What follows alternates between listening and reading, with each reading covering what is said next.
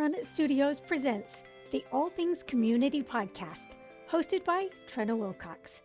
Welcome to the All Things Community Podcast, brought to you by Run It Studios. I'm Trina Wilcox, your host, and we've been talking about this project going on in the community called Finding Home.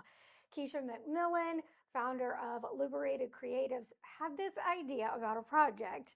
This documentary brought some creatives together, and one of those today is the director of Finding Home. Hi, welcome, Ezra Farrar. Glad you're here. Oh, yeah, I'm really excited to be here. So, when you first heard about this project, what were you thinking?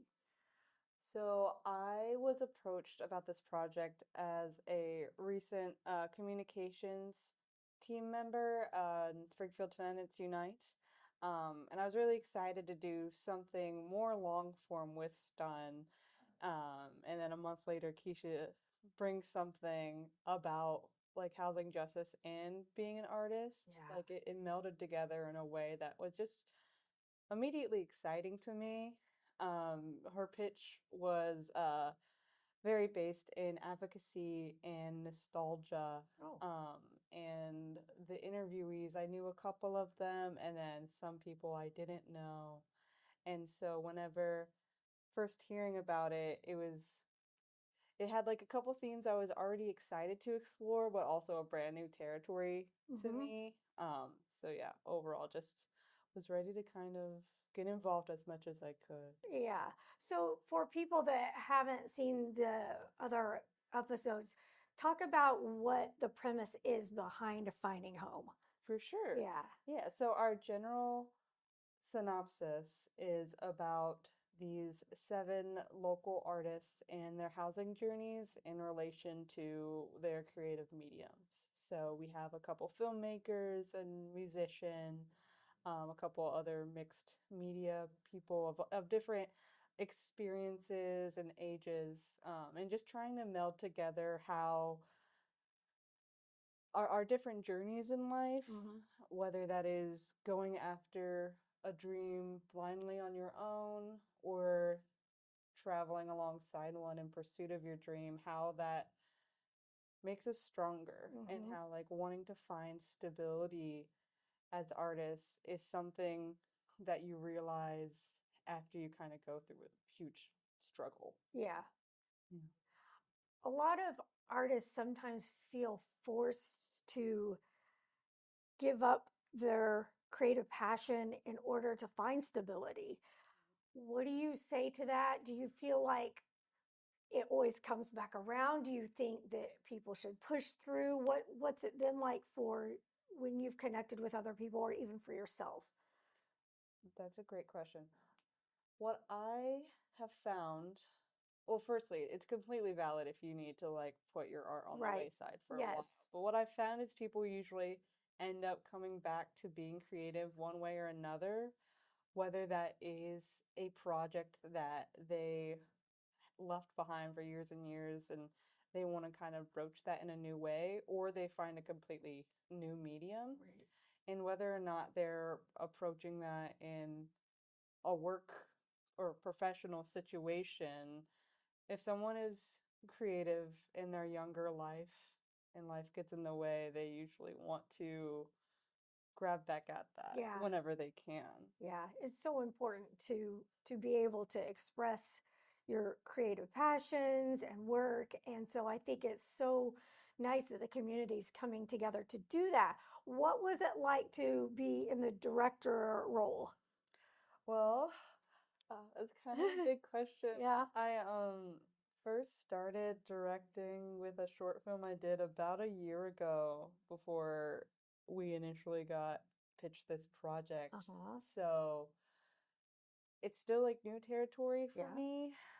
And that was a project that I had written and like gathered cast and crew all on my own for. And so whenever approached by a creative producer, Keisha, that like really knew what she Mm. wanted, and she was like, "Can you help bring my vision to life?" That was something that was again, I think I was just like ready to take the leap, but it was also really Yeah, scary yeah, because that's natural. yeah, like we had a small team, and you want to when you care about these topics in a big way like I do, you just want to like give it as much justice as you can. Um, so yeah, it's been a huge learning experience, Yeah, one that I'm really happy to have, but it's also I've made mistakes along the way to learn from, and definitely have shifted my understanding of the project as a whole yeah. as well Okay, throughout the how did that process. shift? Um, Something that is really helpful whenever you have people that have worked in film that are also in the project is they give good reviews of understanding how a narrative could go. Hmm. So realizing that Keisha could kind of be that underlying voice, maybe not a narrator over other interviewees, but we did gather a lot of footage from her. Mm. And so she kind of shows up beginning, middle, end, Uh-huh. and is able to relate to everybody in Hmm. some way. And I didn't really realize that until it was all kind of starting to be built. Okay. And so it's nice to have like kind of like a main character Yeah. like throughout all of it. Did that change anything on your side, how you put stuff together or how you made it gel? A little bit, because we have different settings, Hmm. and you want to make sure you're introducing those settings before you just like pop into them. Um, but it's I wanted to initially tell the story in like a kind of chapter format Okay. where just like one interviewer and then another interview and Yeah. then another one. And then I realized if I could kind of like mix up in like the way that you regularly see a documentary and then kind of have Keisha's different locations as she's growing and kind of intermingling with the other topics that other interviewers are broaching, it would like have more of a flow. I see. Okay. Hmm. So what's that like for you? Do you have like a whiteboard? Do you move stuff around? How does that look like in your world? Yeah, well, I love Google Docs. Oh, okay. Yeah, I just love a document.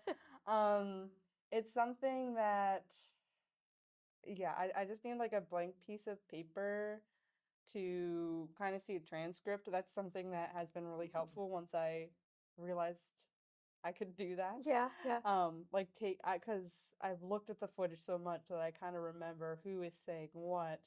So I have it all written out, and I can like copy and paste the dialogue yeah. where I need it, and then the timeline in the editing process is all color coded. So Oh, wow. I also am trying to prioritize no one like getting forgotten for like 10 Yeah. minutes at a time. So I'm able to like see the colors and see the Oh, words. wow. Yeah. That's neat.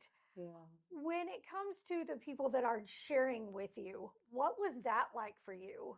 Like each story, each chapter, kind of as you put it, um, were you surprised by the stories that came out and the vulnerability, or was that something you kind of expected? And how did you relate and how did you translate that? Yeah. I had a pretty general idea of what everybody was going to talk about. We had a few baseline questions we wanted to ask everyone, but then I tried to prepare a few questions for each kind of interview. But then once I was there, they were bringing up stories and feelings and just like general woes about just like the housing insecurities that they've faced. That I was like, actually, I want to really focus on this specific thing that I couldn't have anticipated. Yeah. Um, or yeah, it just like I tried to be prepared, and then Yeah. they bring something up, Right. and you're like, Right. that's really interesting. Yeah. So to kind of bring some more clarity to it, it's not really about homelessness, but it is about what you define as home and being an artist. Is that Yeah, well said or that's a great take on it for sure. A lot of our interviewers describe it home and something that is internal, Mm-hmm. about something that they've traveled all over the world trying to like find a base environment to stay Yeah. in, but it's like whenever you're traveling, you only have yourself Yeah. at the end of the Yeah. day or whoever you're with. And then yeah, like sometimes whenever you're transitioning in life, you can't like be like this I'm settled here Yeah. for a long time, Yeah. especially if you're restless inside. So it's definitely about that internal journey, as much as it could be about the external home. Okay. Yeah. What would you like people to get from this? I want people to resonate with the fact that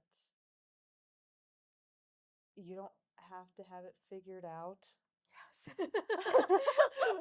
Well, Like, which is such a, it's so easy to it's say, so easy to say. but then, yeah, you're just like in the thick of like, I know I'm passionate about this thing and so I'm going after it, and then the world is kind of beating me down and I want to give up. But I'm like, you don't have to give up, but you can step away and come Mm-hmm. back, or it can end up being different than you thought it initially was, Yes.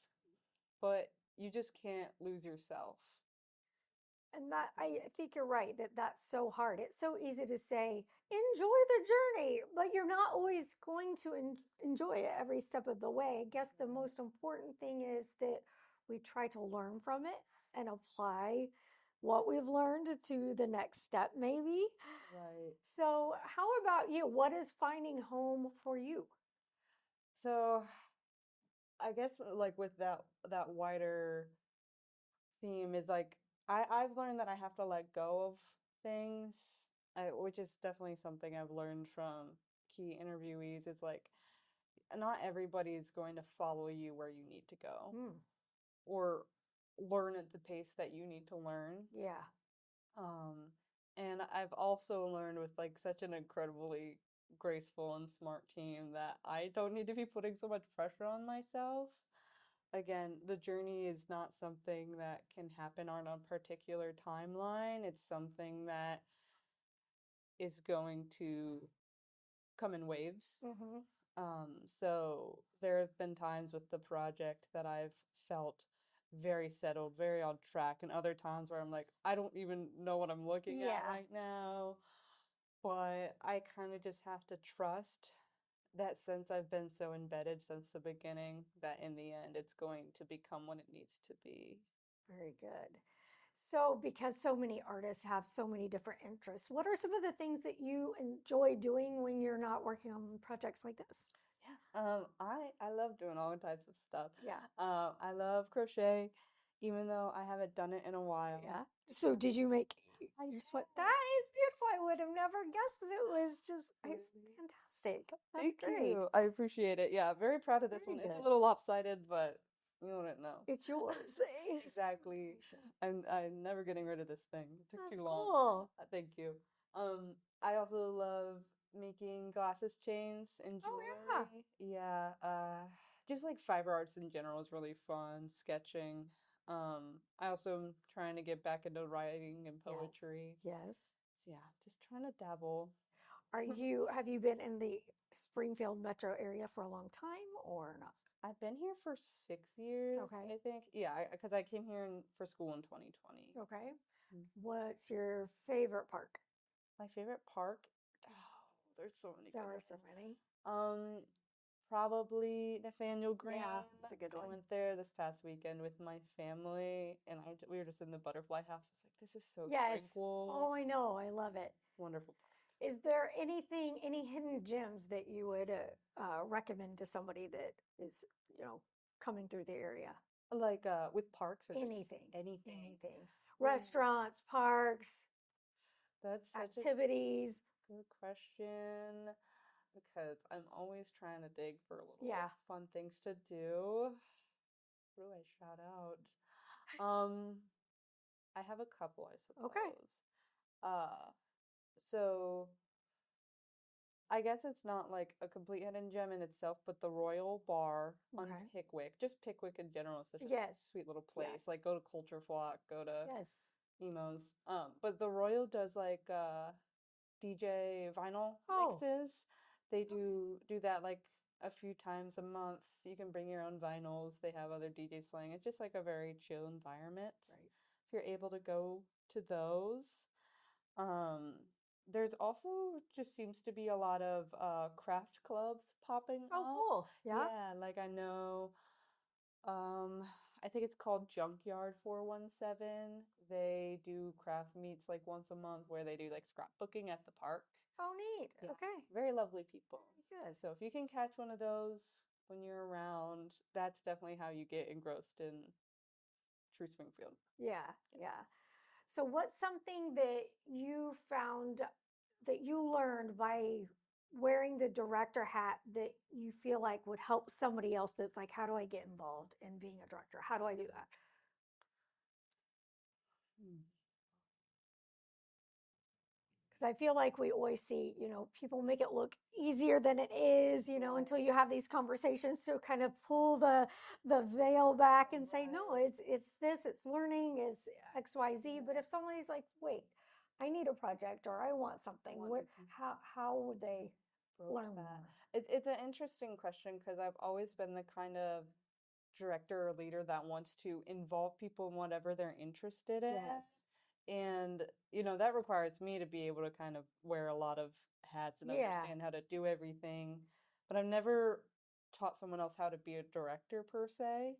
Um, but I guess if they are inspired by the way that I am leading a Yeah. project, I would just be like, learn as much as you can from everybody else on set, trust Yeah. that they know what they're doing, and provide a safe space to ask questions. Because I know whenever I provide like a welcoming space to cast and crew, they feel more confident in what they're doing. Yeah.